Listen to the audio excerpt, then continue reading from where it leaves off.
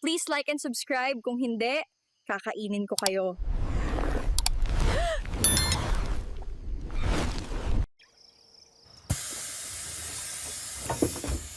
Sa wakas, nakarating rin. Ay, sakit ng likod ko sa haba ng biyahe. Teka, nasaan si Lola? Sabi niya susunduin niya ako. Ayun. Lola Uring! Ako po ito, si Isabel! Isabel, apo ko! Nandito ka na rin sa wakas. Ay, napakaganda mo na. Abay, parang artista. Ay, mas lalo kang pumayat. Hindi ka ba kumakain sa Maynila? Kumakain pula. Baka lang po masyadong sanay na sa instant noodles at processed foods. Ay, naku, apo. Hindi maganda sa katawan yan. O siya, halika na. Umuwi na tayo sa bahay. Naghanda ako ng mga paborito mong ulam at kakanin. Wow naman, thank you po!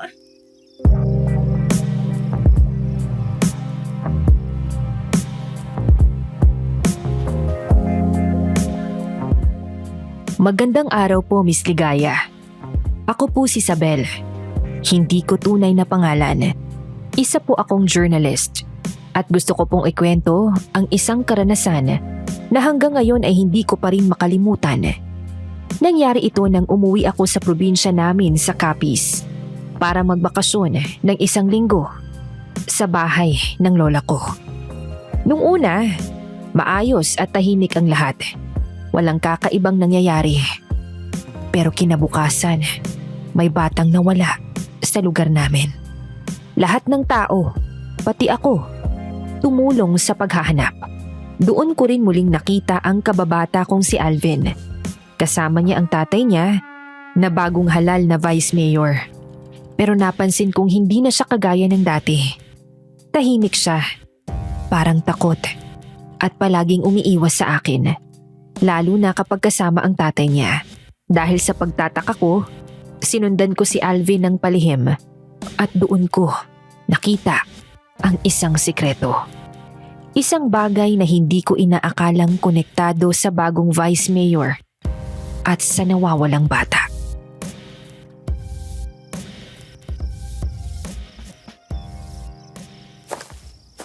Nandito na tayo, apo. Halika na sa loob. Pinakuluan ko ng tinola. Yung paborito mo. May papaya at may dahon ng sili, di ba? La, kayo talaga, pinaghandaan niyo pa.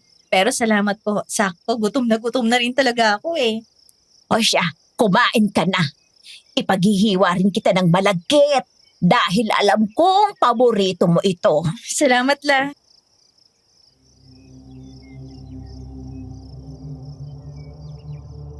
Nakangiti akong hinila ang maleta, papasok sa dati kong silid.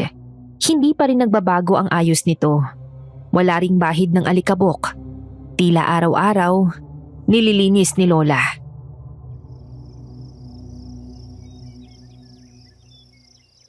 Apo, iwan mo na lang ang gamit mo riyan. Ako nang bahalang mag-ayos mamaya. Iniinit ko lang ang pagkain at ihahain ko na rin. Grabe la. Hindi pa rin po nagbabago tong kwarto ko.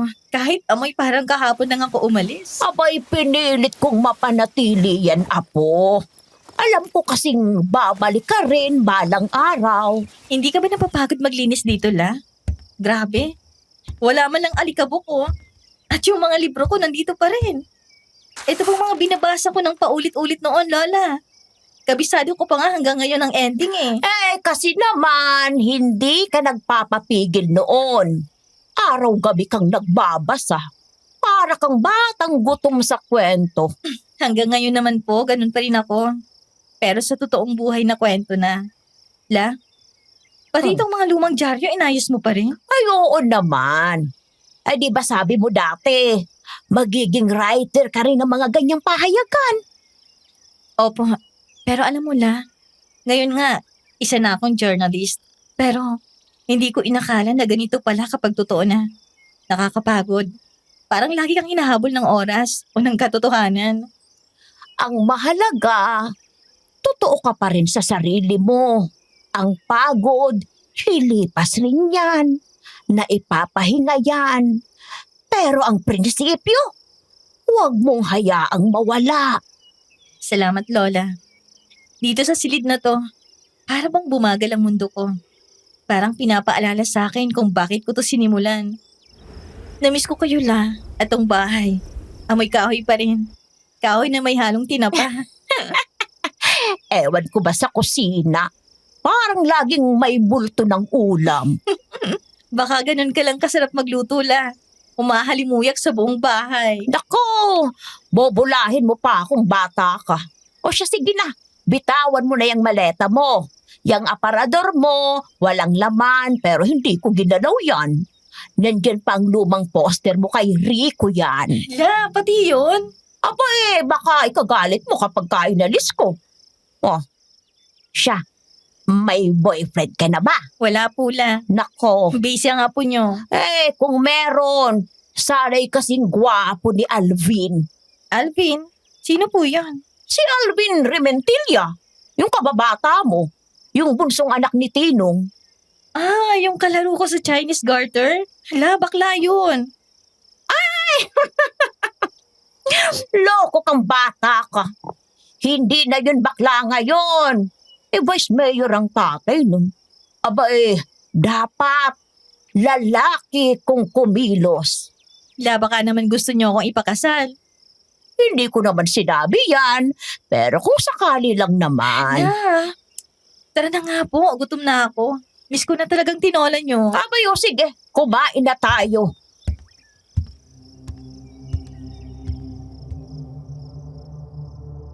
Lumipas ang maghapon at sa wakas, nakaranas ako ng mahimbing at mahaba-habang tulog.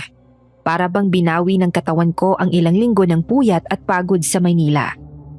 Pero pasado 12:00 ng hating gabi, nagising ako sa isang malakas na kalampag ng pinto. Sa ibaba, parang may kumakatok na hindi makapaghintay. Kasunod nun, narinig ko ang umiiyak na tinig ng isang babae.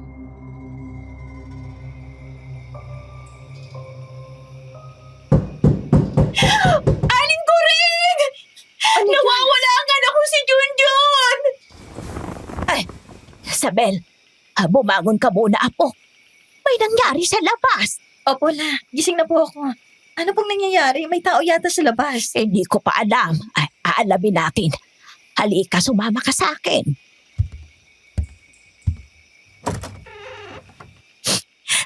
Lola Uring, si Junjun ko po. Nawawala si Junjun. Emily, kalma lang anak. Ano bang nangyari? Paanong nawala si Junjun? Nagising po ako para painumin ng gata si Junjun. Pero pagtingin ko sa higaan niya, wala na siya. Hinanap ko na sa buong bahay, pati sa likod, sa harap. Wala talaga. Mga anong oras niyo po siya huling nakita? Mga 11:00 po. Natutulog pa siya noon. Hindi ko po alam kung anong nangyari. Baka kinuha siya. Baka lumabas mag-isa. Hindi ko na po alam. Ay, kalma ka lang anak. Baka nandiyan lang yan sa paligid. Tatawagin natin ang kapitan. Gigisingin natin ang mga tao sa barangay. Sabel, kumuha ka ng flashlight sa may istante. Sasamahan natin silang maghanap. Opo, La.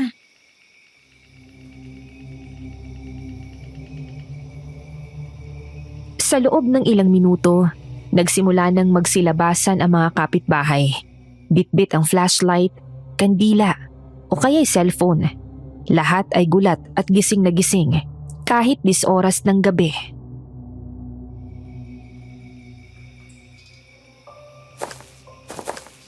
Junjun! Apo! Junjun! Junjun, anak! Lola, wala rin ho si Junjun sa kakawyan. Alvin? Isabel? Ako nga. Ano bang nangyayari? Maliit lang naman itong baryo natin. Bakit may nawawalang bata mag-uumaga na oh? Hindi ko alam. Teka sandali Alvin, saan ka pupunta? Lola Oring, anong nangyayari dito? Naku, Ramon, mabuti at dumating ka na. Tinawagan ako ni Alvin tungkol sa pagkawala ng bata. Kailan huling nakita? Mga 11:00 po. Nakatulog kaming mag-ina. Pagising ko mga 2:00, wala na siya sa kama. Sige. Magkakasa kami ng search team. Huwag kayong lalayo. Baka may mahalagang tanong para sa inyo.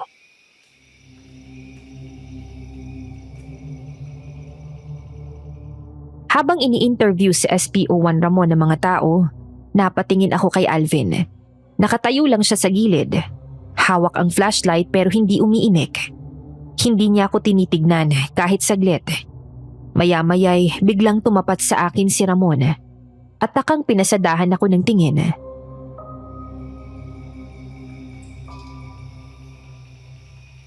Mukhang bago ka rito ah. Sino ka? Siya ang apo ko, Ramon. Si Isabel.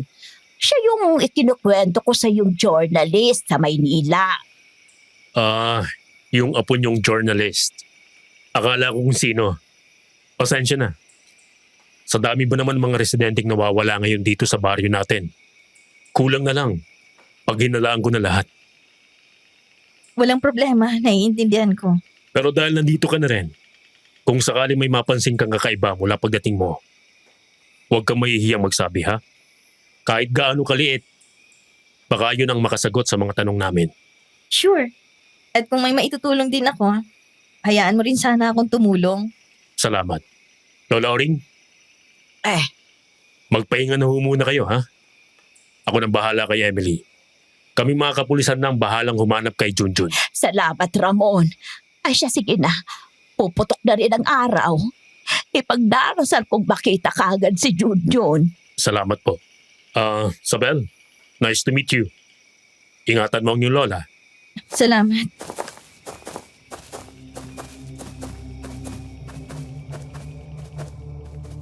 Sa tono ng boses niya, ramdam ko ang bigat.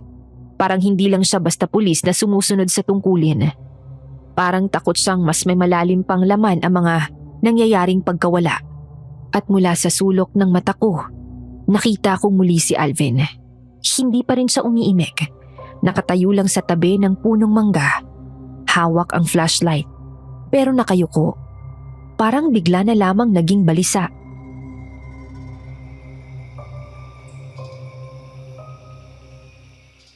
Halika na, Sabel. Iwanan mo muna sila dyan. Umuwi na muna tayo. Masyado ng malamig ang hamog, baka magkasakit ka. Tara sa kusina at magtitimpla ako ng kape. Baka nananabi ka na rin sa kapeng puro dito sa atin. Yung hindi instant, ha? La, sinabi ni Ramon na hindi lang si Junjun ang nawawala. Totoo po ba yun? Oo, apo. At mas lalong nakakakilabot.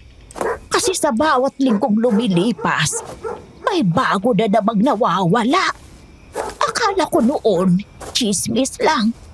Pero habang tumatagal, napapadalas na ang mga pangyayari. May iniimbestigahan na po ba or may pinaghihinalaan?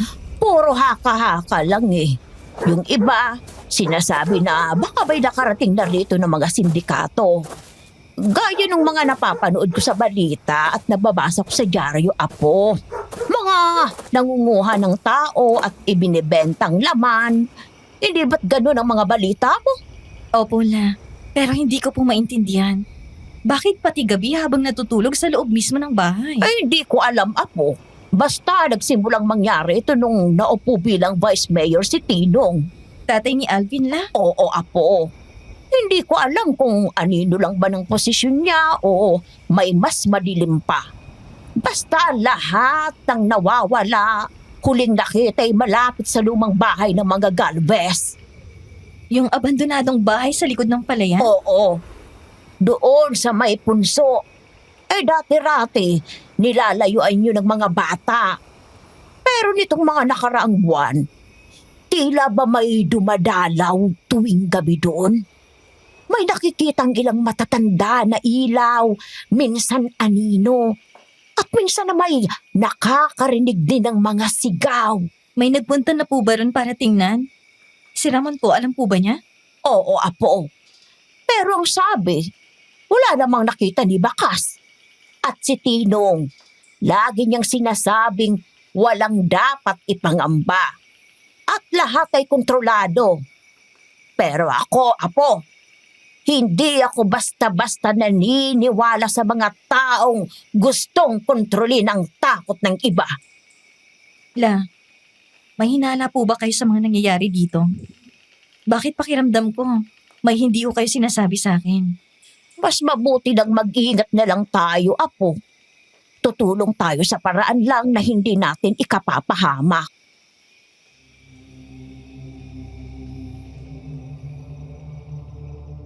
Sa gitna ng katahimikan, muli akong napatingin sa labas ng bintana. Ang dilim ay parang yumayakap sa paligid ng baryo, habang ang iilang liwanag ng flashlight sa malayo ay pilit humahanap ng nawawalang bata. Si Alvin, naroon pa rin. Tahimik. Wala sa kanyang mga kilos ang dating kakilala kong palangiti at malapit sa tao. Para bang ibang Alvin na ang nasa harap ko ngayon.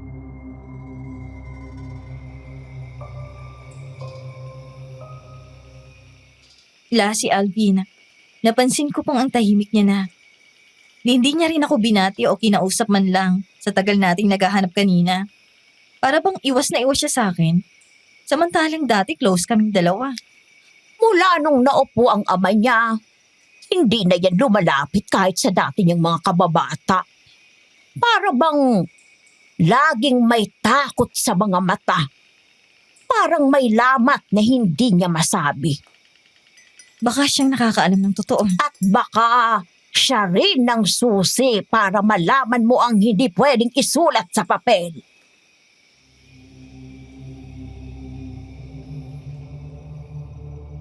Akmang hihigop na ako ng kape nang muling bumukas ang pintuan at pumasok ang isang babae.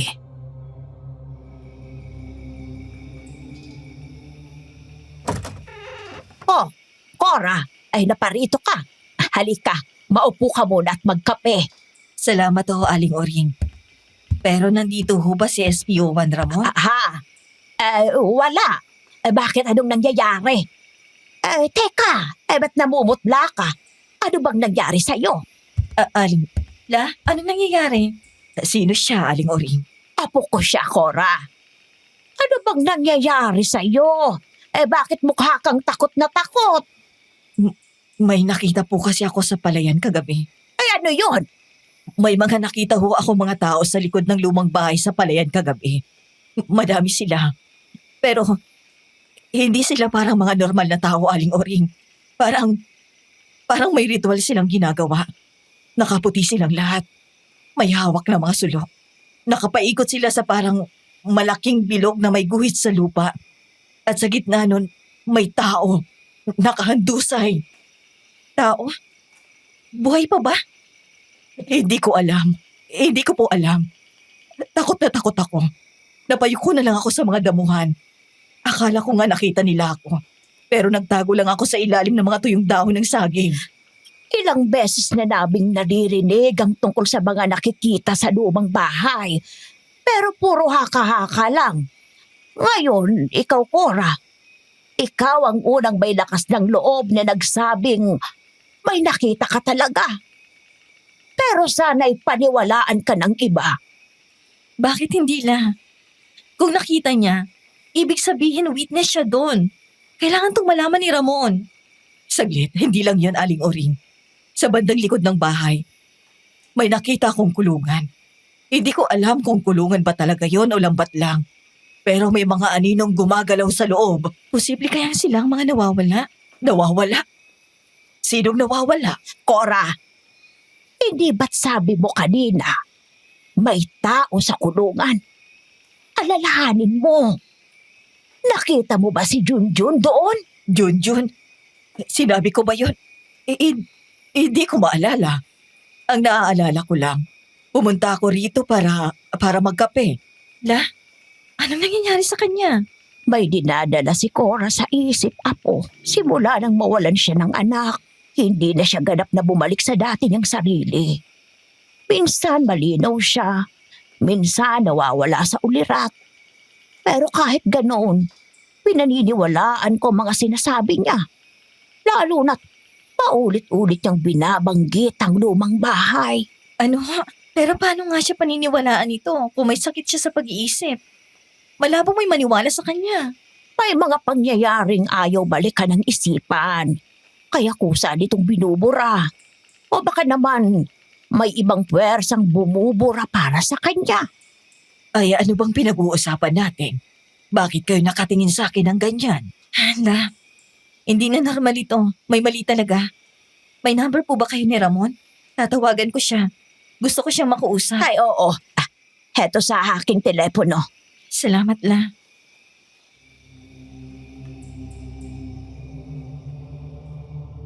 Sa bawat segundo ay tila humihigpit ang gapos sa paligid namin. Ang mga mata ni Cora, na kanina lang ay puno ng takot at bangungot, ngayon ay blanco. Parang hindi siya ang kausap namin. Makalipas ang ilang minuto, sa wakas, sumagot na si Ramon. Nang sabihin kung gusto ko siyang makausap, ay agad din naman itong pumayag.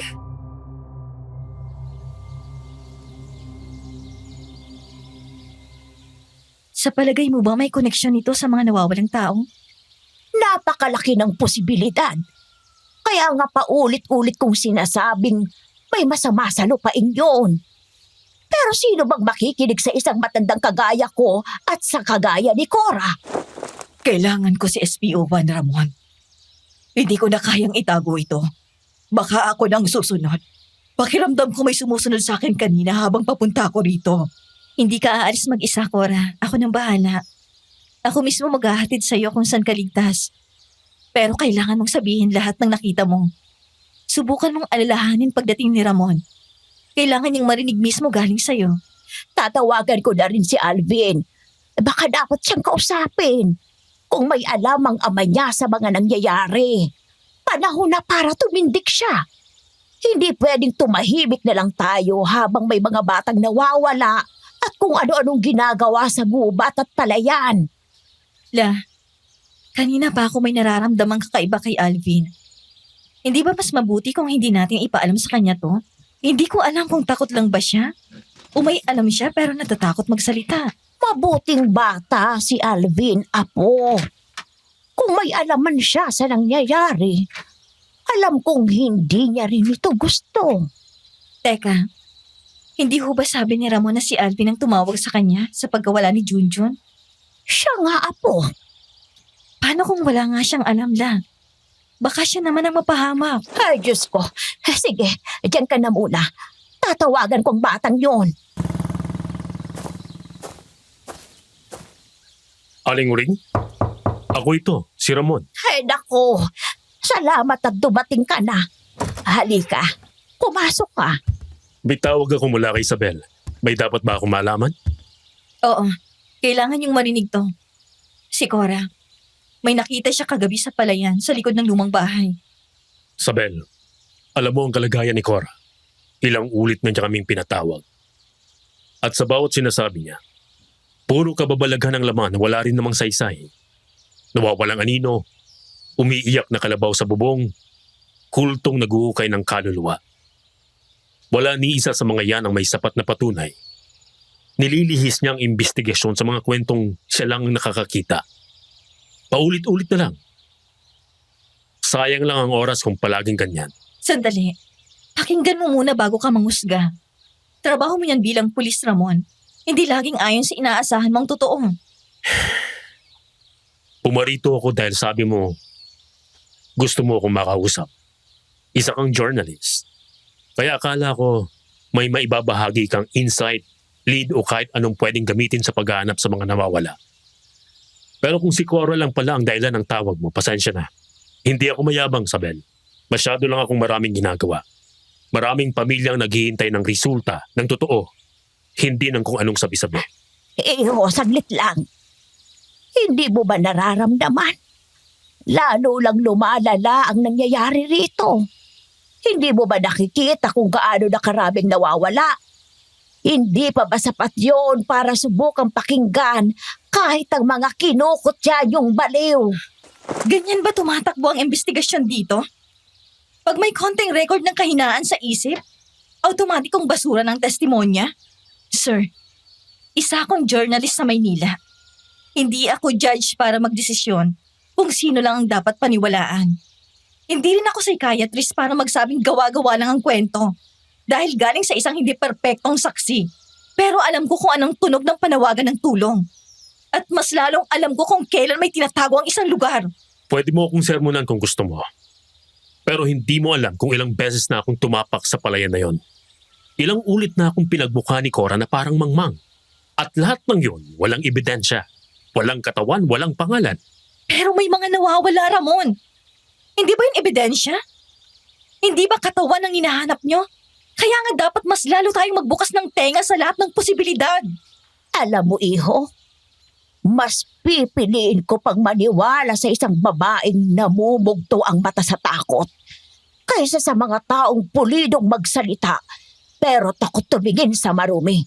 Lola Oring, huwag niyong sabihin idinidiin niyo na naman ang Vice Mayor sa mga nangyayari. Sinasabi ko lang ang mga posibilidad. Hindi ho tayo pwedeng mambintang ng basta-basta. At totoo man yan o hindi. Malaking taong kinakalaban niyo ngayon. Kung siya nga ang may pakana ng mga nawawala, para kung madami pa kayo. Kung mas pipiliin mong tumalikod ngayon, sana lang, huwag ka nang dumating kapag may isa na namang batang iluluha ng ina. Dahil kapag nangyari yon, at pinili mong hindi makinig ngayong may nagsasalita, dugo mo yun sa kamay mo. Mantsa, konsensya. Kasi mas pinili mong maging bulag at bingi kesa maging bukas sa katotohanang inilalatag na mismo sa harap mo.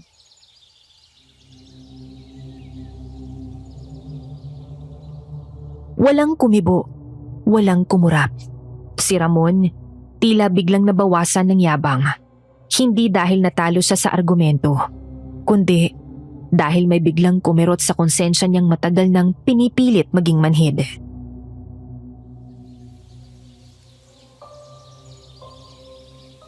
Ayusin yung sketch. Kung may maalala pa si Cora, agad niyong sabihin. Babalik ako bago maghating gabi. At kung totoo nga may ginagawa sa likod ng bahay na yon, ilalabas natin ang katotohanan sa lalong madaling panahon. Pero tandaan nyo, walang ibang dapat makaalam nito. Lalo na si Vice Mayor at si Alvin. Kapag kumalat to, lahat tayo mapapahamak. Ano ang hindi ko dapat malaman? Alvin? Akala ko nasa barangay hall ka pa. May tinitingnan lang kami report tungkol sa... Wala to. Routine lang to. Routine? Di bakit parang lahat kayo biglang napatigil? Bakit parang may pinag-uusapan kayong importante kanina na kayo-kayo lang ang nakakaalam bago ako dumating? Alvin, mabuting dumating ka na rin, pero sana rin. Sana totoo ang intention mong tumulong. Dahil kung hindi, baka isa ka sa mga taong pinagtatakpan talaga ng katotohanan. Anong ibig mong sabihin, Sabel? Wala, Apo. Ang mabuti pa, pagtuunan muna natin ng pansin ang paghahanap kay Junjun. Ramon, pupuntahan ko si Emily. Ako na rin ang bahala kay Cora. Ikaw, Sabel, Apo, dumito ka na lang muna. Ilang araw lang ang pahinga mo. Ipahinga mo na lang muna yan, Iha. La, hindi po ako makakapagpahinga ng ganito. Hayaan niyo akong tumulong sa mga pulis. Pero, Apo, Lola, kailangan ko rin po ng tulong ng apo nyo. Kung ipagpapatuloy natin to, mas may alam siya sa mga ganitong klaseng kaso. ay Diyos ko, basta mag-iingat kayo. At Ramon, pakiusap. Huwag mong pababayaan ang apo ko. Huwag po kayong mag-alala. Ako nang bahala kay Isabel. Sandali, sasama ako. Hindi ako papayag na lagi niyo akong pagdududahan kahit wala akong ginagawang masama. Gusto niyo ng pruweba kung ano talagang intention ko? Ito na yon. Alvin, baka mas makabubuti kung... Kung ano? Kung hindi ako sumama? Para hindi ko makita kung anong pinagtatakpan niyo. Hindi na ako bata. Kung may tinatago ka, kung may nililihim ka sa akin o kayo, ngayon pa lang sabihin mo na. Hindi ito tungkol sa'yo, Alvin. Huwag mo sanang gawing personal. Delikado ang kasong to. Kung delikado, mas lalong kailangang may mata sa lahat ng panig. Hindi pwedeng isang grupo lang ang gumagalaw, habang ang iba bulag sa buong kwento. Hayaan mo siyang sumama, Ramon. Sa gulo na to, mas mainam na alam ng bawat isa kung sino talaga ang kakampi. Mag-iingat kayo. Sige. Pero Alvin, isang maling kilos mo lang. Hindi lang ang sarili mo ang madadamay. Tandaan mo yan. Alam ko. Hello? Anong sinabi mo? May nakita? Saan? Sandali lang. Pupunta kami dyan. Ano yan? May natagpo ang sapatos sa tabi ng kanal sa isang boundary. Kay Junjun daw. Kailan pa? Ngayong umaga lang.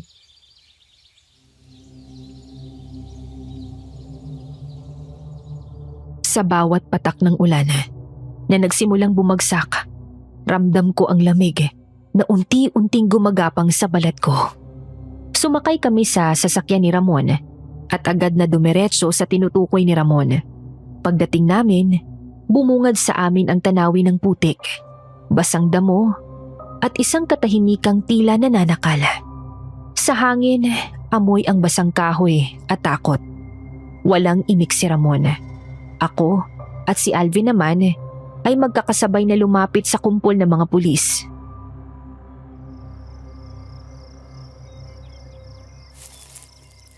Masama ito. May dugo ang sapatos na to. At ang lupa sa parting ito, may bakas ng pagila. Posibleng nandito siya. Tama ka, Sabel. Sandali. Pwedeng planted lang yun. Baka diversion. Baka wala na talaga si Junjun. Pero may posibilidad rin na hindi at buhay pa siya. Alvin, habang wala tayo nakikitang katawan, hindi dapat tayo tumigil. Ganyan ba talaga ang trabaho mo sa Maynila, Sabel? Parang sanay na sanay ka na makasaksi ng krimen. Sanay? Hindi. Kahit ilang taon pa ako mag-ulat tungkol sa mga krimen, bawat bata, bawat nawawala, bawat sugatang naiwan, lahat yan bumabalik sa akin gabi-gabi bago ako matulog. Pero mas gugustuhin ko pang mamulat sa katotohanan kesa manahimik sa kasinungalingan. Kasinungalingan? Pinagdududahan mo ba talaga ako? Hindi kita pinagdududahan, Alvin. Pero alam kong may tinatago ka. Huwag mo kong husgan, Sabel. Hindi mo alam kung anong klaseng lugar to. Hindi tulad to ng Maynila. Dito kahit anong hakbang mo, may mata sa likod ng dingding. May tenga sa ilalim ng lupa. Baka nga. Pero kahit na, kung totoong gusto mong makatulong, hindi ka matatakot sa katotohanan. Hindi mo ito iiwasan. Tama na. Hindi ito ang oras para magsisihan o magbintangan. Ang mahalaga, may pag-asa tayo ngayong buhay si Junjun.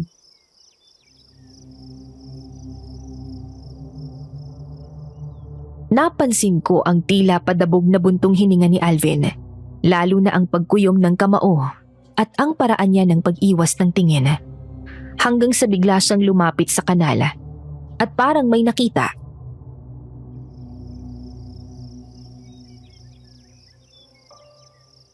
Sandali! Teka! May gumalaw! May gumalaw dyan! Saan?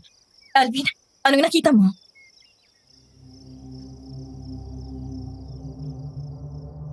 Itinuro namin ni Alvin ang isang bahagi ng damuhan. Tagong-tagong likuran ng mga naputol na kawayan. Dahan-dahan kaming lumapit. Hanggang sa...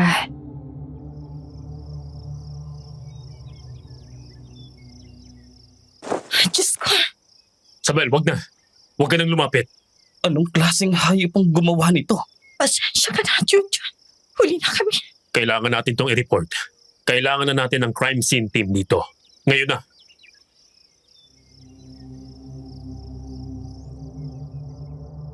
Hindi ako makagalaw. Para akong kinadena ng sariling anino. Nakapirmi habang ang paligid ay nilalamon ng katahimikang may ngit-ngit.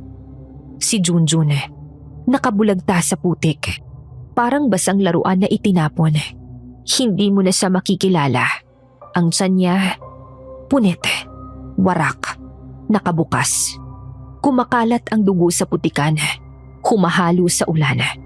Wala nang natira. Hinigop, nilimas. Wala na ang mga laman loob. Parang binuksan siya ng isang hayop na gutom. O mas masahol pa, isang nilalang na hindi marunong mabusog. Sa likod ng mga tinig nila, tuloy-tuloy lang ang ingay sa loob ng dibdib ko. Bumubulwak, nagsusumigaw. Hindi ko namalayan. Nakaluhod na pala ako sa harap ni Junjun. Napakapit ako sa damo. Pilit pinipigilan ang panginginig ng katawan. Walang sumagot. Walang gustong kumibo. Para bang pati ang mga aninong nanunood ay natahimik sa nakita namin. At doon pa lang talaga nagsimula ang bangungot. Kung dati kutob lang, naging isa na itong kasalanang hindi na pwedeng ikubli.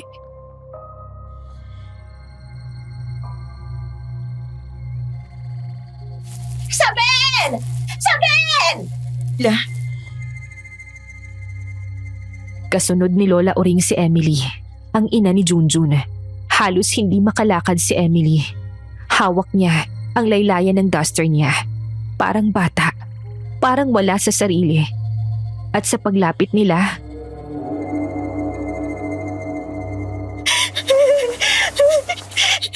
Saan? Nasaan agad ako? Nasaan si Junjun ko? Junjun! Junjun! Anak ko!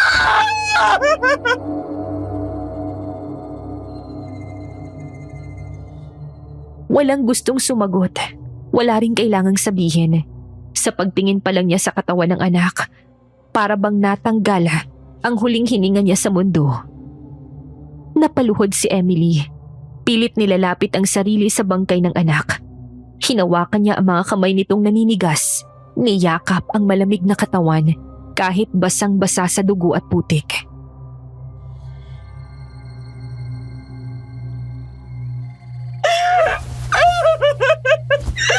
Ano ko? Diyos ko! Anong ginawa nila sa'yo? Sinong may kayang gumawa nito sa batang inosente at wala namang kasalanan? Emily, anak. Tama na. Tama na.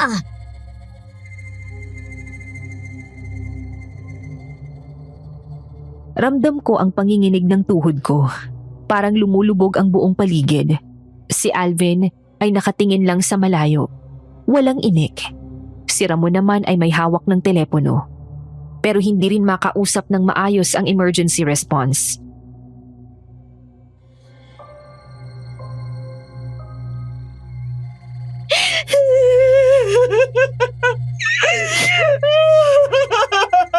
Hindi na natin pwedeng palampasin to.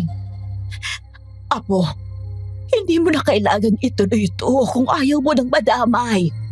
La, I'm sorry. Hindi ko kayang tiisin lang to.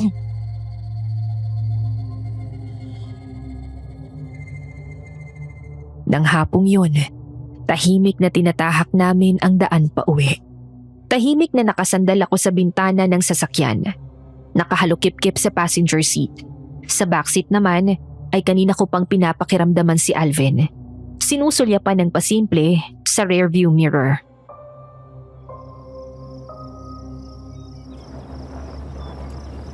Isabel. Alam kong may tumatakbo sa isip mo sa mga nangyayari dito. Sabihin mo nga sa akin, anong iniisip mong ikaso ngayon? Human trafficking. Ano? Human trafficking? Isabel, sigurado ka ba? Ikaw, sigurado ka ba na hindi yan duman sa isip mo? Pero Isabel, maliit na bayan lang to. Maliit nga. Pero minsan, mas madaling pagtaguan ng malalaking lihim ang mga lugar na hindi pinaghihinalaan. Tahimik, walang tanong-tanong, at karamihan takot manghimasok. Pero yung ganitong kalaking krimen? Paano? Bakit ngayon lang? Baka matagal na. Ngayon lang napapansin. Dahil ngayon lang tayo tumitingin ng mas malalim. At baka rin kasi may nagsisimula ng magkamali. Baka hindi na nila kayang pagtakpan lahat. Anong basehan mo sa hinala mong yan? Yung pattern ng pagkawala. Halos lahat bata o babae. Yung sinasabi ni Cora, kahit hindi ka panipaniwala, may laman.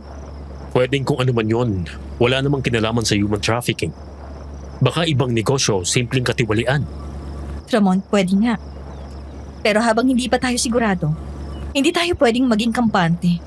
Mas mabuting sobrang hinala kaysa sa kulang.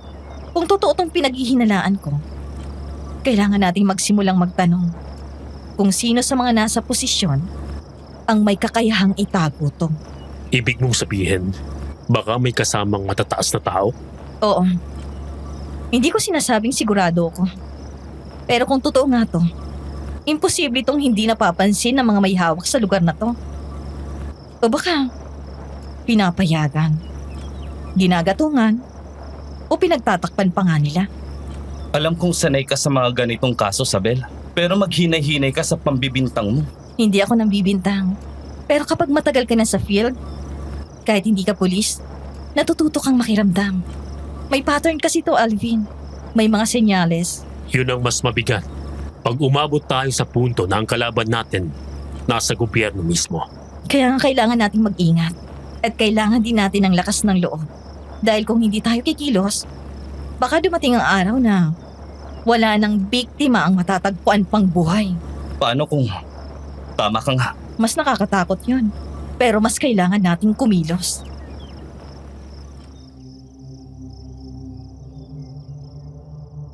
Wala pa akong ebidensya. Pero minsan, mas malakas ang tibok ng kutob kesa sa lakas ng salita. At kung hahayaan naming manahimik na lang ang bayan, kami na rin ang magiging bahagi ng sistemang matagal ng bulok. Kinagabihan, tahimik ako, nakaupo sa aking kama. Sa hita ko ay nakapatong ang laptop at sinusubukan kong isulat ang article patungkol sa mga nangyayari. Maya-maya, 3 katok ang nagmula sa pinto bago pumasok si Lola Uring. Apo, ayos ka lang ba? Oo naman la. May problema po ba? Nagtaka ako nung malungkot siyang ngumiti sa akin. Pagkatapos ay hinawakan ng aking kamay at mahigpit na pinisil.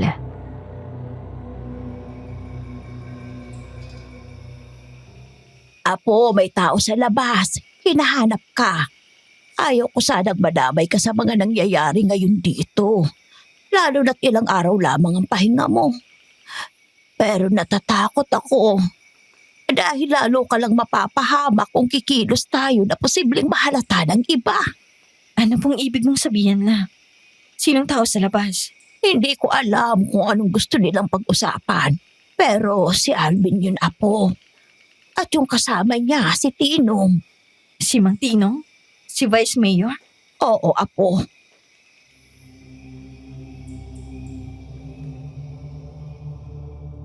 Biglang bumigat ang dibdib ko. Si Mang Tinong ay isang pamilyar na mukha sa alaala ng kabataan ko. Dating masayahing kapitbahay na laging may bitbit na pandekoko tuwing linggo ng umaga. Pero ngayong nasa posisyon na siya, hindi ko alam kung anong mararamdaman ko. Lalo na at may namumuong konklusyon sa utak ko na sangkot ang pangalan niya.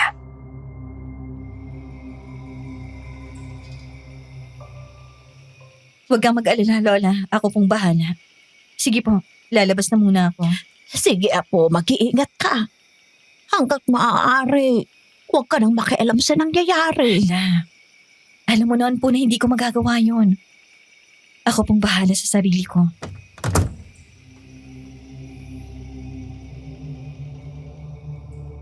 Tumango si Lola kaya mariin akong lumunok. Sinara ang laptop bago tumayo sa kama at inayos ang sarili. Paglabas ko, maayos at tahimik na nakaupo ang mag-ama. Si Alvin ay parang hindi mapakali sa single sofa, habang si Mang Tinong naman ay kampanting nakadekwatro pa.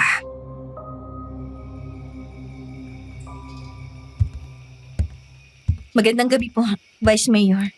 Oh, Sabel, magandang gabi rin. Pero pakiusap, Mang Tinong na lang itawag mo sa akin. Gaya ng dati. Ako pa rin naman ito. Okay po. Bakit po pala kayo na pa rito? May maipaglilingkod po ba ako? Ang tagal na nating hindi nakita. Lumaki ka na at kamukhang kamukha mo ang nanay mo. Salamat po. Bueno, naparito ko para sabihin sa yung alam ko ang ginagawa mo. Alam ko kung anong sinisiyasat mo. Kaya naandito ko para kausapin ka bago ka patuluyang masangkot sa isang bagay na mas malalim pa kaysa iniisip mo. Tumigil ka na, Iya. Pinangangalagaan ko ang reputasyon ng lugar namin.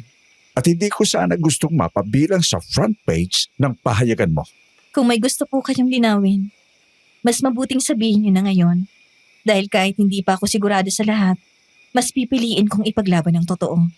Kahit gaano pa kalalim yon. Hindi lahat ng totoo. Kailangan ilagtan. Magkano ba ang gusto mo, Iya?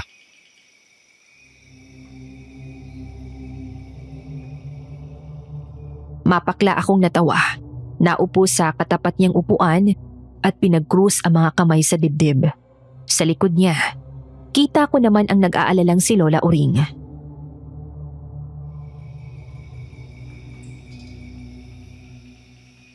Hindi ho nabibili ng pera ang balita, Vice Mayor. Kaya kung wala na kayong sasabihin, pwede na kayong umalis. Sayang. Akala ko matalino ka. Pero katulad ka rin pala ng iba, masyadong matigas ang ulo.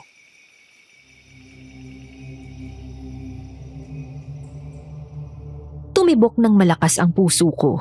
Hindi dahil sa takot, kundi sa galit. Sa paraan ng pagbanggit niya na para bang isang pagkakamali ang tinatahak kong landas ngayon.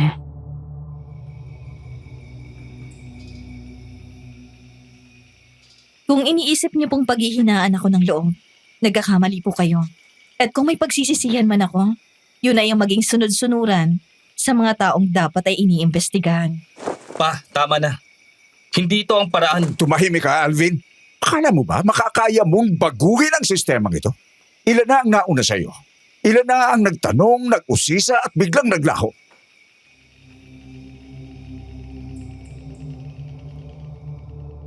Para siyang nagpapahiwatig, hindi diretsahan, pero sapat ang bigat ng mga salitang binitawan niya para manindig ang mga balahibo ko sa katawan.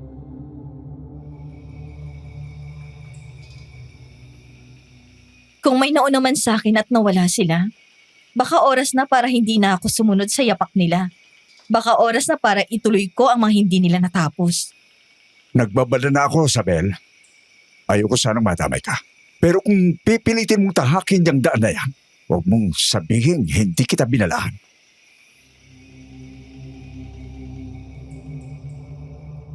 Tumayo si Vice Mayor Tinong. Mariing tinapik ang lamesa. Tumangulang si Alvin na halatang nahihiya at hindi mapakali. Saglit pa, tumalikod na sila't lumabas ng bahay. Sa katahimikan ng gabing yun, sa gitna ng lamig ng hangin at bigat ng tensyon, naramdaman ko ang pagkulo ng dugo sa loob ko. Hindi na ito basta-bastang kutob. May bahid na ito ng kumpirmasyon. Pagharap ko kay Lola Uring, nakita kong nangingilid ang kanyang luha. Hindi sa takot, kundi dahil sa pagkilala sa panganib na pinasok ko.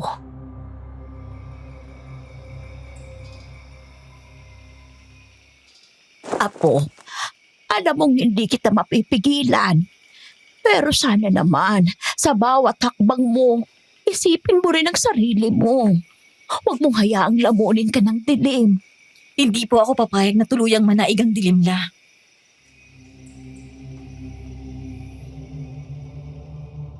At sa gabing yun, sa halip na takutin ako ng banta, lalo lang akong pinatibay ng dahilan. Dahil kung ganun kalalim ang sinasabi nilang huwag galawin, mas lalong kailangan ko itong halukayin. Kinaumagahan, agad akong nagbihis para hanapin si Alvin. Sakto namang pagdaan ko sa barangay hall ay tumutulong ito sa pagkakabit ng tent.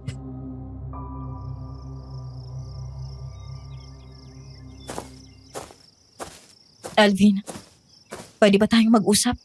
Sabel, teka sandali. Ano yun?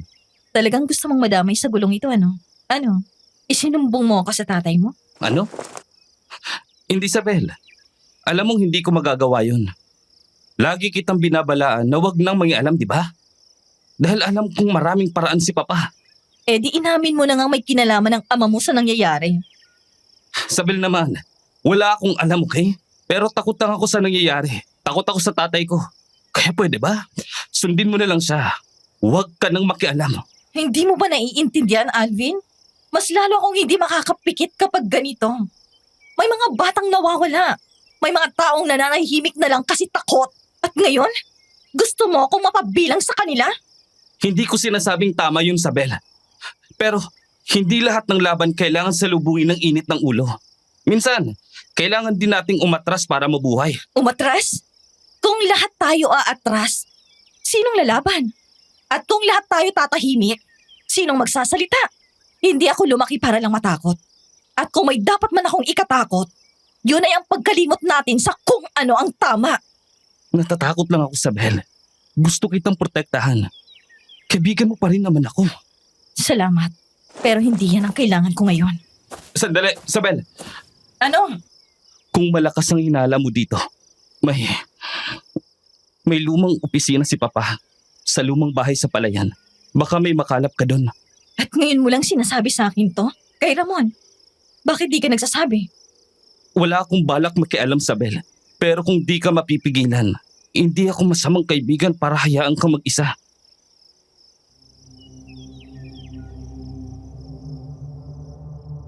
Tahimik siyang napayuko. Kita ko ang paglalaban sa loob niya. Isang anak na gustong protektahan ng ama, pero isang kaibigan na alam ang bigat ng katotohanan. Sa saglit na pagkakatitig niya sa akin, alam kong nauunawaan niya. Ngumiti ako ng may pasasalamat. Pagkatapos ay umalis para ihanda ang sarili. Pumatak ang dapit hapon at nagkita kami ni Alvin sa tabing kalsada, malapit sa entrada ng Palayan kung saan naroon ang lumang bahay. Walang gaanong dumaraan sa lugar na yon. Tahimik. Tila ba itinatago ng panahon ang mga sikreto sa loob ng mga dingding ng lumang estruktura.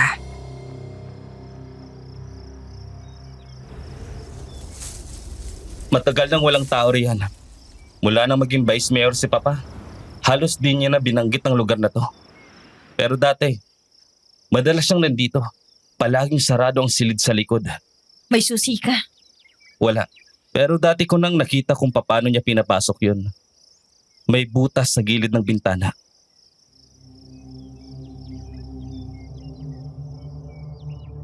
Sumunod ako kay Alvin habang binabaybay namin ang makipot na daanan sa gilid ng bahay.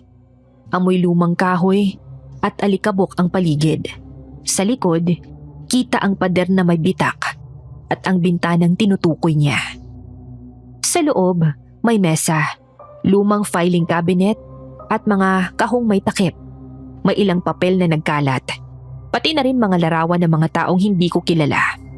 Sa sulok, may isang lumang laptop at isang tape recorder.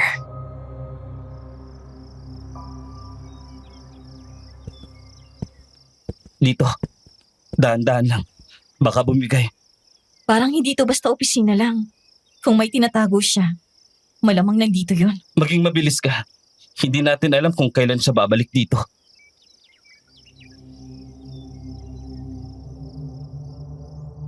Bawat folder, bawat piraso ng papel, may bakas ng bahid ng organisadong operasyon.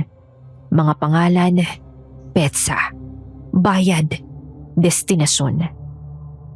Napalunoksa, kita sa mga mata ang panginginig. Para bang bumagsak sa harap niya ang bigat ng katotohanan na pilit niyang tinatanggihan noon.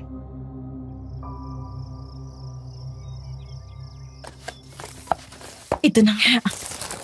Human trafficking. May listahan sila ng mga pangalan, edad at ilang bata. Anong nakita mo? Katunayan, Alvin. Patunay. May papel dito permado ng tatay mo.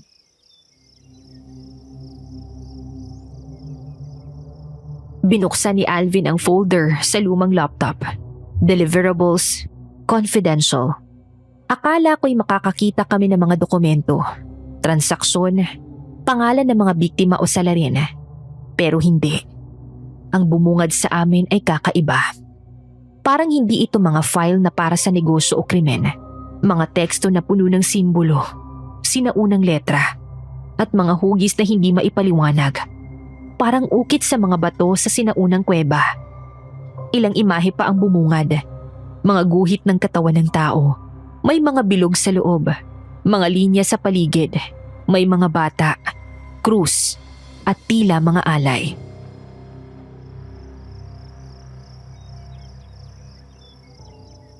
Itong dahilan kung bakit hindi ako titigil. Kasi habang may mga batang nawawala, ina na nawawala ng anak, at bayang nananahimik dahil sa takot, mas lalong kailangang may tumindig. Isabel, tingnan mo to. May folder. Deliverables. Confidential.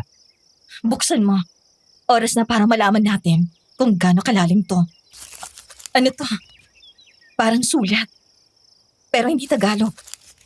Hindi rin Ingles. Mukhang orasyon. Ano tong mga to? Hindi ko alam, Isabel. Alvin, patayin mo yan, please. Sige, sige.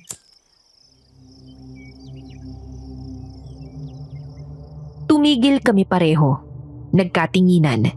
Ang salitang yun, hindi yun unang beses kong narinig. Hindi yun ordinaryo. At kung tama ang kutob ko, mas malalim pa ang laman ng folder na yun kesa sa inaakala namin. Bigla kaming napalingon sa tunog ng mga yabag ng sapatos mula sa labas ng silid. Mabigat ang mga yun. At sunod-sunod, hindi lang isa.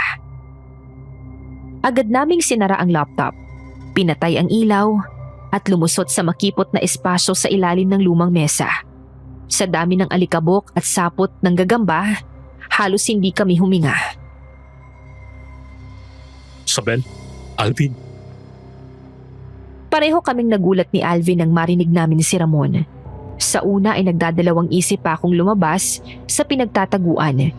Ngunit nang mauna na si Alvin, ay wala na akong nagawa kundi ang sumunod.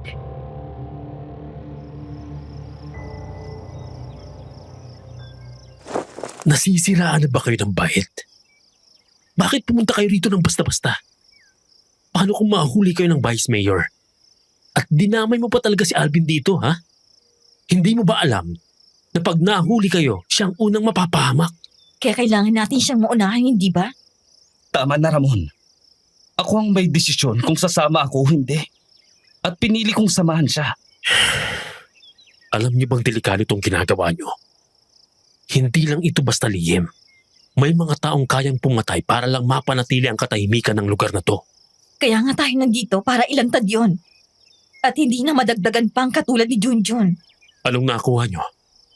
Isang laptop, mga lumang papel.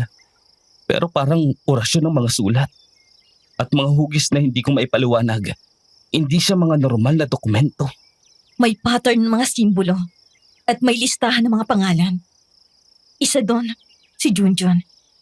At may nakabilog pa. Teka, iwan niyo na yan. Hindi pwedeng dito niyo yan suriin. Tara na, bago pa may makabalik dito o pumasok.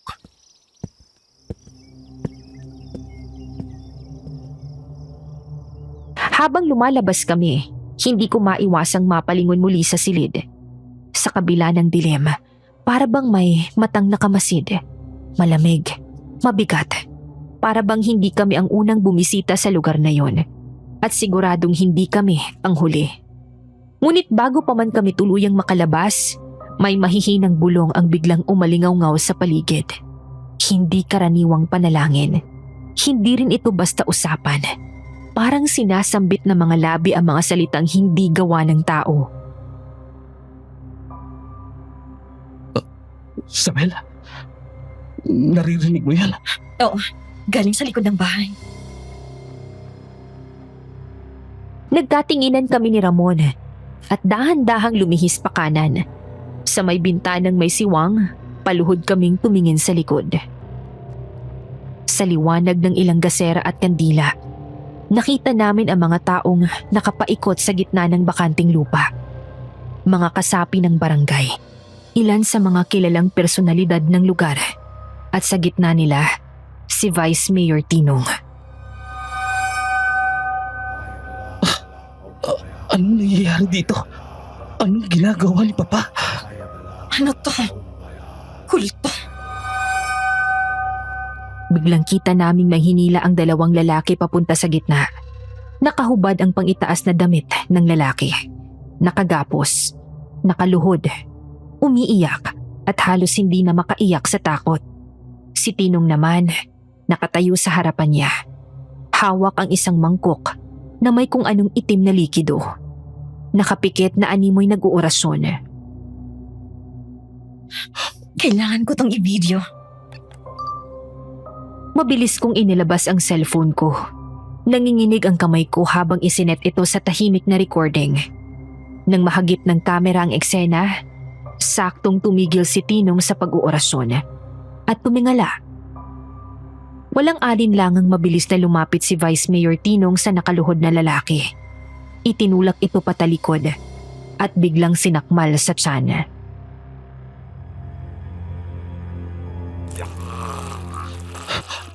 Diyos ko, Huwag kayong maingay. Delikado ito. Hindi dapat malaman na nandito tayo. Ang sumunod na nangyari ay parang unti-unting pagkabasag ng katinuan. Tulad ng usok na dahan-dahang nilalamon ng silid. Napawi ang realidad at pumalit ang bangungot. Si Tinong nakayuko sa bangkay at ngumisi. Isang ngising hindi tao. Marahan niyang hinugot ang bituka ng lalaki. Animoy sinadyang hindi biglain upang namnamin ang bawat punit at tunog ng pagkakalas. Kumapit pa ang laman, humahaba't naglalaway habang hinihila. Sa bawat hakbang ng kanyang kamay, lumilikha ito ng tunog na parang malagkit na basang-basahan na pinipiga. At saka niya ito isinubo. Hindi basta subo, kundi isinimsim, sinupsop, nilaro sa bibig na para bang pinakamasarap na karne sa mundo. Pumikit pa siya sa sarap. May tumulo sa baba niyang dugot likido mula sa kinain. Hindi siya nagmadali. Para siyang nag-aalay, hindi lang kumakain. Lumapit ang mga kasamahan niya. Isa-isa, walang nagsalita. May hawak silang mga lumang mangkok, madungis, may bakas ng tuyong dugo. Tahimik nilang sinalo ang mga nalalabing lamang loob. May isa pang kumuha ng atay, isa pa ng baga. Maingat, parang banal na bahagi ng seremonya. Walang tunog, walang salita.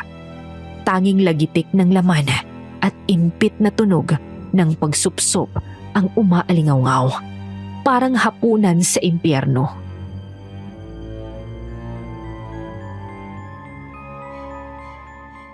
Diyos ko, hindi sila mga tao. Kailangan natin tong ibunyag sa tahimik na paraan. Hindi dapat malalaman ni Vice Mayor.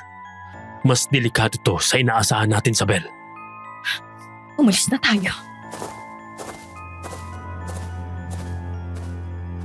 Halos mabitawan ko ang cellphone sa panginginig, pero kailangang maisalba ang ebidensya.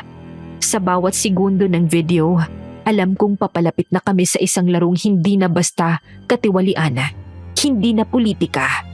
Ito ay kulto at mga aswang. Pero bago pa kami makagalaw, biglang huminto si Tinong. Tumingala, parang may naamoy.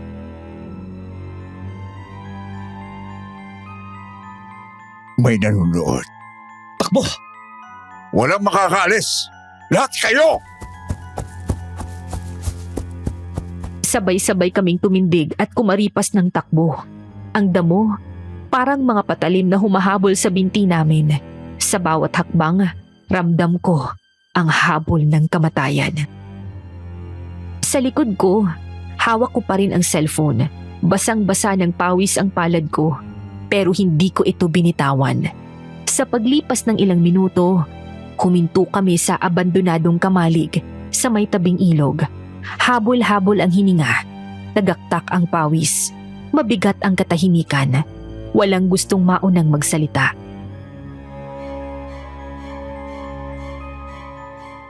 Hindi na ito basta kaso ng nawawalang bata. Kulto to, Sabel. Seryoso. At ang Vice Mayor ang pinuno. Sinakmal niya yung lalaki, Ramon. Kinain niya, Diyos ko. Isabel, wala akong alam. Pangako, hindi ko alam kung anong nangyayari sa tatay ko. Shh, Alvin, alam ko. Hindi kita sinisisi. Tahan. I-back up mo agad yan, Sabel. Huwag mong hayaang mapura. Dagdagan mo ang kopya. Tatawag ako sa kakilala kong journalist. Hindi siya taga rito pero maaasahan ko siya. Baka sinusundan na tayo ngayon. Ipinakita ko sa kanila ang cellphone, ang video. Kahit na madilim, kahit na gumagalaw ang kuha, sapat na yun para patunayan ang lahat ng nakita namin. Nagkatinginan kami, mabilis. Halos sabay-sabay kaming lumingon sa paligid. Sapat na ang isang maling hakbang para mawala kami sa mapa, tulad ng mga batang nauna sa amin. Hindi ako papayag na makalimutan to. Hindi ako papayag na maging tahimik ang bayan na to habang pinapatay ang mga inosente. Kung lalaban tayo, kailangan nating magplano. At kailangan natin ng kakampi. Kung ano ang kailangan niyong gawin, hindi ako tumututol. Kailangang matapos na ang lahat ng nangyayaring ito. Salamat, Alvin. Nandito lang kami para sa'yo. Salamat, Sabel. Ngayon, oras na para makinig sa mga matagal nang nananahimik.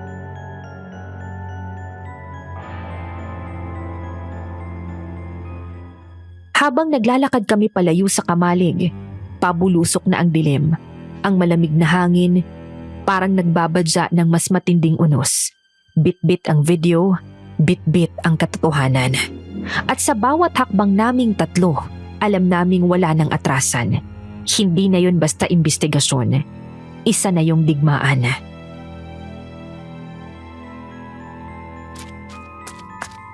Ay, Diyos ko, Sabel! Anong nangyayari sa inyo? Bakit ganyan ang itsura nyo? Para kayong hinabulang mabagis na hayop! Sabel, Ramon, nasaan ang hustisya para sa anak ko? Pakiusap. Sabihin niyo sa akin may mananagot. Pakiusap. Ate Emily, huwag kang mag-alala. Ginagawa namin ang lahat. Kailangan muna nating i-secure ang video, Sabel. Ngayon na, may mga taong pwedeng gumalaw para burahin ito. Pumasok kami sa kwarto ko at nagmadaling binuksan ang laptop. I-upload mo sa cloud. Sabayan mo ng multiple encrypted drives. Huwag sa isang platform lang.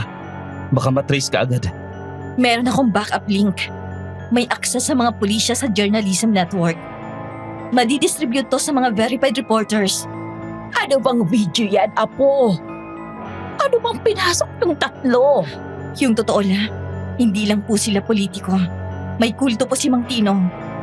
Mga aswang sila la. Nakuhanan ko po sila ng video. Totoo po, Lola. Hindi ko rin po alam kung paano maniniwala pero totoo po ang lahat ng to.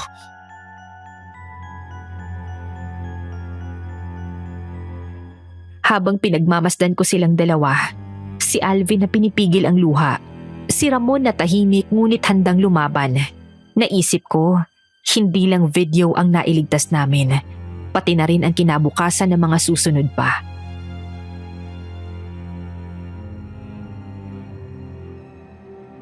Mag-ingat tayo sa paggalaw. Kapag nalaman ni Vice Mayor na may kopya ang press, pwedeng may mawala na naman. Mga Apo, sigurado ba kayong kakayanin nyo ito? Minsan ang katotohanan, mas mabangis pa sa halimaw. Pero mas masahol po ang pananatili sa dilim la.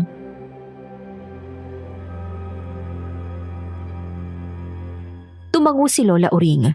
May luha sa gilid ng mga mata niya. Hindi lang yun dahil sa takot. Dahil alam kong kaakibat noon ay kaunting pag-asa. Bigla akong napatingin sa bintana. Sa dilim ng gabi, may mga aninong gumagalaw. May mga flashlight din ang kumikilos sa paligid. May tao sa labas. Teka lang, sisilipin ko. Anak na, nasundan pa tayo? Pumunta kayo. Alvin, dito ka lang. Pero Makinig ka na lang. Sa saglit na katahimikan, bumukas ang gate. Mabagal, langit-ngit na parang nagbabadya ng kasunod na sakuna. Sa dilim, sumulpot ang isang pamilyar na anino. Si Tinong. Maayos ang pananamit. Nakabarong, malinis. Ni mansa ng dugo ay wala. Pero ang mga mata niya, nanlilisik at puno ng galit. Akala niyo ba makakatakas kayo? ano bang gusto mo, Papa? Bakit mo ginagawa to? Hindi kayo dapat nakakakita nito. Lalo na ikaw, Alvin. Wala kang alam sa lahat ng sakripisyo ko para sa pamilya natin. Bago pa namin mapigilan, isang malakas na hampas ng sinturon ang pinakawalan ni Tinong. Tinamaan si Alvin sa sikmura. Napaluhod ito sa sakit. Hayop ka! Sumugod si Ramon, hinarangan si Tinong at nakipagbuno. Nakailag si Tinong sa una. Ako naman, mabilis na kinuha ang sirang payong sa likod ng pintuan. Pinutol ito gamit ang aking tuhod at lakas loob na itinarak ang putol na bakal sa braso ni Tinong. Oh! Ah! Hindi mo na kami madadala sa kadiliman nyo! Ipakita mo sa lahat kung anong klase kang nilalang! Napaatras si Tinong. Hawak ang sugatang braso. Pero hindi siya tumigil. Bumaling siya muli kay Alvin na ngayon ay pilit na bumabangon. Kita ko sa mata niya, wala na siyang ibang layunin, kundi tapusin ito. Tandaan mo, wala akong anak na kasiduag mo, Alvin! Ikaw ang papatay sa sarili mo, ama! Mas pinili lang niyang lumaban kaysa yumuko sa kasamaan mo. Isa kang halimaw, Tinong! At hindi kami titigil hanggang sa bumagsak ang buong kulto nyo! Mga hangal! Akala nyo ba? Kaya nyong gibain ang haliging itinayo ng dugo at pananampalataya? Saglit na natahimik si Tinong. Ngunit umalingaw-ngaw kalaunan ang malalakas na halakhak.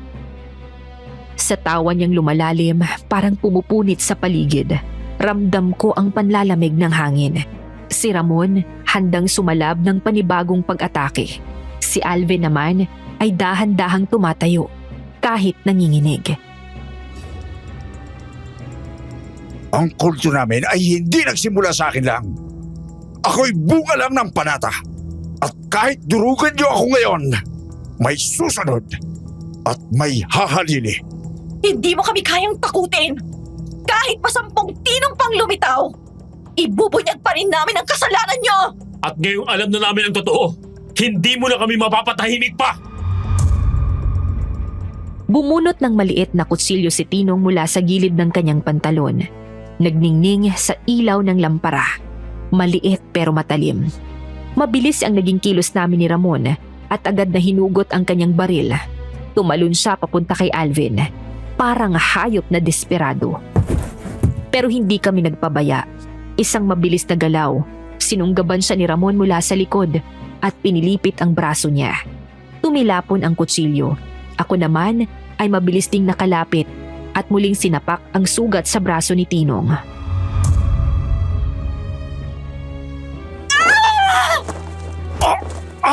Putsa! Tama na! Nakasuntok si Alvin. Isang solidong suntok sa panga ng taong dati niyang ama. Si Tinong ay agad na natumba. Nangingisay. Humihinga pero wala ng lakas. Tahimik na umiiyak si Alvin habang nakatingin sa nakahandusay na ama. Pero ang sagot ay nasa luha sa mata niya. Isa yung paglalaglag ng bigat. Pagbukas ng dam na matagal nang pinipigilan. Makalipas ang ilang araw, tahimik ang paligid ng sementeryo. Ang langit ay kulay abo. Tila nakikiramay. Nakadamit itim ang lahat. Tahimik na naglalakad sa makitid na daan patungo sa huling hantungan ni Junjun. Nasa unahan si Alvin. Walang imik. Ngunit halatang pasan ang mundo. Sa kanyang mga kamay, isang lumang laruang kotse. Pula, may kupas na pintura at may gasgas sa gilid. Alaala ng isang batang minsang ngumiti bago pa man siya agawan ng karapatang mabuhay.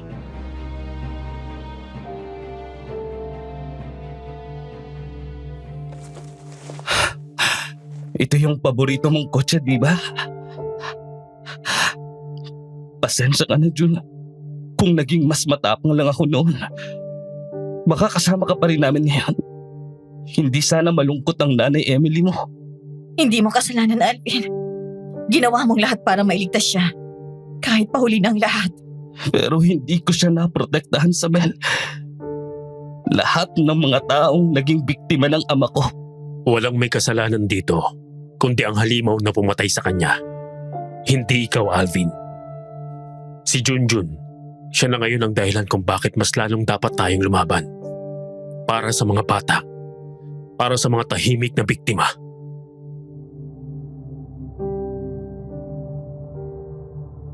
Naglakad si Ate Emily papunta sa mismong gilid ng hukay. Bit-bit ang munting larawan ni Junjun na payapang nakangiti. Nakasuot ng uniforme. Hawak ang medalya mula sa isang school contest.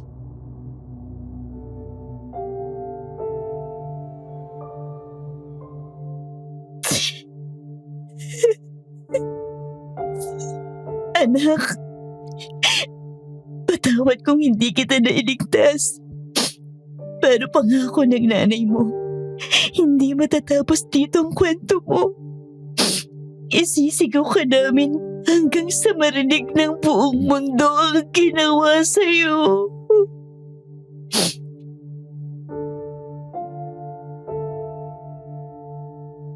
Isa-isa nang lumapit ang mga tao. Tahimik na isinusubo sa hangin ang kanilang mga dasal. Marami sa kanila ay dating tahimik lang sa paligid. Ngayon, narito na, kasama sa panata. At sa gitna ng ulan, habang unti-unting nilalamon ng lupa ang kahon, tumindig si Alvin. Nabasa na ang kanyang suot, ngunit nanatili siyang nakatayo sa harapan ng puntod. Sa mga mata niya, hindi lang lungkot, may apoy.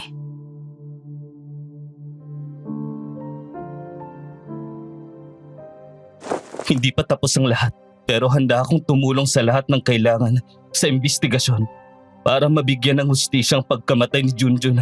Salamat, Alvin. Makakaasa kang hindi hihinto ang pulisya para matapos at matuntun lahat ng parte ng kulto. Salamat. Hanggat may isa sa atin na lumalaban, hindi na sila makakapanakit pa.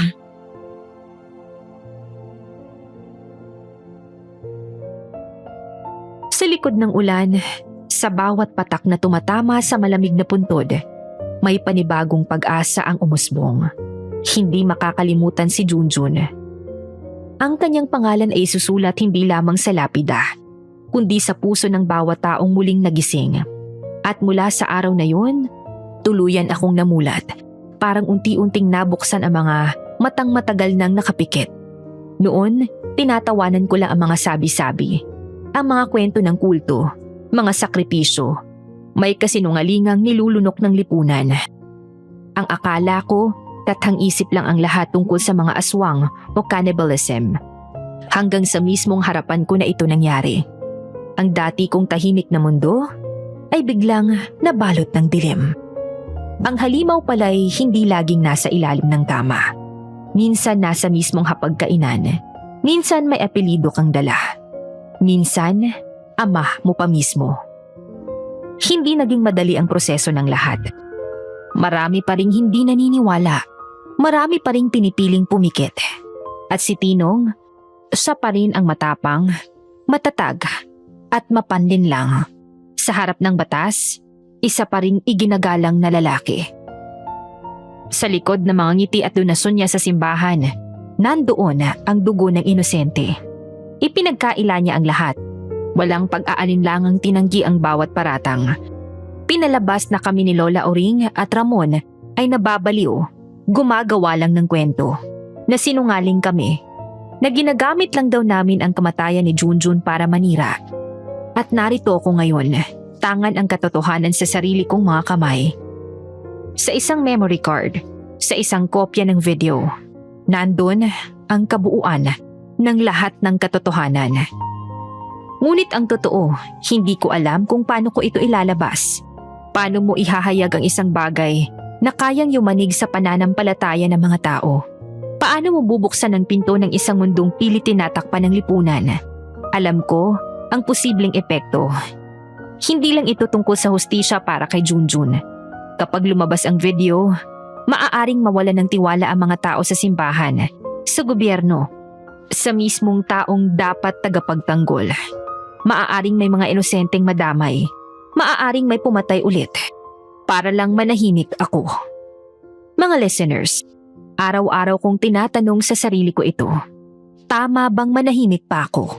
O oras na bang ilabas ang video na magpapatunay na tunay nga ang mga aswang? Sobrang naguguluhan at natatakot na po ko sa mga nangyayari. Kung may advice po kayo, pakidrop sa comment section at babasahin ko po yan isa-isa. Maraming salamat po sa pakikinig.